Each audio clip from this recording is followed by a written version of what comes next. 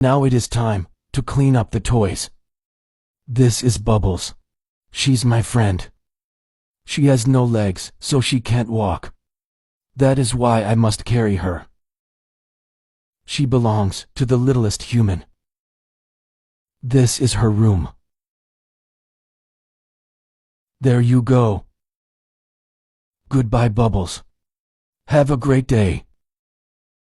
My feline overlords are running low on food. If they go hungry, they may chew on me. That is an outcome I wish to avoid. I try to smooth things over with them. This is Ollie.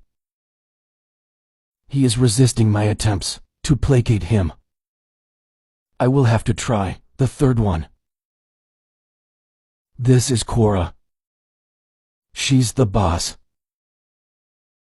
I try to acknowledge her. Hopefully, she will forgive me.